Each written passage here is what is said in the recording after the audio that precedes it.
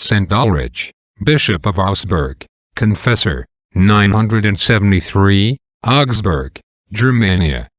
St. Ulrich or Uldarici was son of Count Hochbald, and of Teichberga, daughter of Burchard, one of the first dukes of Higher Germany. He was born in 893, and was educated from 7 years of age in the abbey of St. Gallen's Geboret. A holy virgin, who lived a recluse near that monastery, foretold him that he should one day be a bishop, and should meet with severe trials, but exhorted him to courage and constancy under them.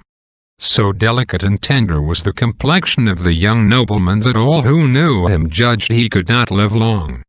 But regularity and temperance preserved a life, and strengthened a constitution which excessive tenderness of parents, care of physicians, and all other arts would probably have the sooner worn out and destroyed, which Cardinal Lugo shows to have often happened by several instances in austere religious orders.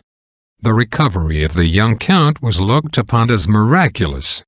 As he grew up, his sprightly genius, his innocence and sincere piety, and the sweetness of his temper and manners charmed the good monks. And he had already made a considerable progress in his studies when his father removed him to Augsburg, where he placed him under the care of Alban, bishop of that city. The prelate, according to the custom of those times, made him his chamberlain when he was only 16 years old, afterwards promoted him to the first orders, and instituted him to a canonry in his cathedral. The young clergyman was well apprised of the dangers, and instructed in the duties of his state, which he set himself with all his strength faithfully to discharge. Prayer and study filled almost all his time, and the poor had much the greater share of his revenues. During a pilgrimage which he made to Rome, this bishop died, and was succeeded by Hilton. After his return he continued his former manner of life, advancing daily in fervor and devotion, and in the practices of humility and mortification. He was most scrupulously careful to shun as much as possible the very shadow of danger, especially with regard to temptations against purity, and it was his usual saying to others, "Take away the fuel, and you take away the flame." Hilton dying in 924, Henry the Fowler, King of Germany, nominated our saint, who was then 31 years of age, to the bishopric of Augsburg, and he was consecrated on Holy Innocents' Day. The Hungarians and Sclavonians had lately pillaged that country, murdered the holy recluse St. Geboret, whom the Germans honor as a martyr, plundered the city of Augsburg, and burnt the cathedral.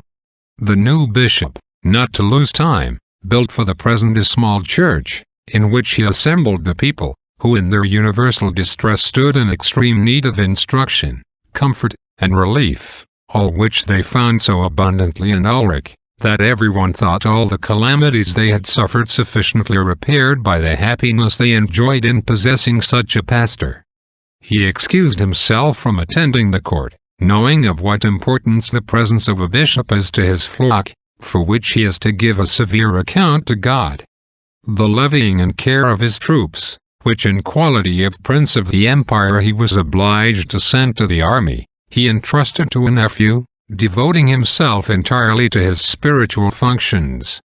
He rose every morning at 3 to assist with his canons at matins and lauds, after which he recited the Psalter, Litany, and other prayers. At break of day he said inquire the office for the dead, and prime, and was present at High Mass. After tears and long private devotions he said Mass. He only left the church after none, and then went to the hospital, where he comforted the sick, and every day washed the feet of 12 poor people, giving to each of them a liberal alms. The rest of the day he employed in instructing, preaching, visiting the sick, and discharging all the duties of a vigilant pastor. He took his frugal meal only in the evening before compline. In this the poor always shared with him, for whom and for strangers meat was served up, except on fast days, though he never touched it himself. He allowed himself very little time for sleep, lay on straw, and never used any linen. Inland he redoubled his austerities and devotions. he made every year the visit of his whole diocese, and held a synod of his clergy twice a year. Upon the death of Henry I, Otto I succeeded in the kingdom of Germany, between whom and his unnatural son Luitolf, a civil war broke out. St. Ulrich strenuously declared himself against the rebels, who on that account harassed and plundered his diocese. But Arnold, Count Palatine, being slain before the walls of Ratisbon, St. Ulrich obtained the king's pardon for his son and the rest of the rebels. The saint had fenced the city of Ausburg with strong walls, and erected several fortresses to secure the people from the inroads of barbarians. This was a precaution of the utmost importance, for the Hungarians made a second incursion, and laid siege to Augsburg.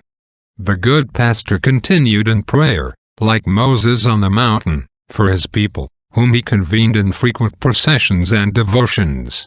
His prayers were heard, and the barbarians, being seized with a sudden panic of fear, raised the siege and fled in great confusion. They were met and cut to pieces by Otto, who, in 962, was crowned emperor by the Pope. St. Ulrich rebuilt his cathedral in a stately manner, and dedicated it again to God in honor of St. Afra, the celebrated patroness of Augsburg, in which city she received the crown of martyrdom in the persecution of Diocletian. She is commemorated on the 5th of August. The saint earnestly desired to resign his bishopric, and retire to the monastery of St. Gall, sometime before his death, but met with too great opposition. He made a second journey of devotion to Rome, and was received with extraordinary marks of esteem by the Pope, and at Ravenna by the Emperor and his pious Empress. Otto I died in May, 973, and from that time the saint's health began sensibly to decline. During his last sickness he redoubled his fervor.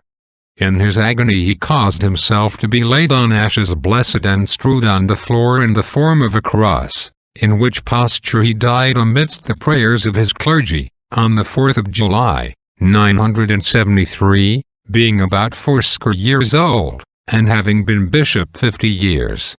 He was buried in the church of St. Afra, which at present bears his name. His sanctity was attested by miracles, and he was canonized by Pope John XV, in 993. Amen. The saints living by faith had recourse to God in all their actions, and by that means drew down his blessing on their undertakings. It was the saying of a great man, that persons who expose themselves to many dangers and sins, often meet with temporal miscarriages, too, like the Israelites when they were deceived by the Gabonites, because they neglect to recommend their enterprises to God by fervent prayer and to consult his will. Amen. Benedicat vos omnipotens Deus, Pater, et Filius, et Spiritus Sanctus. Amen.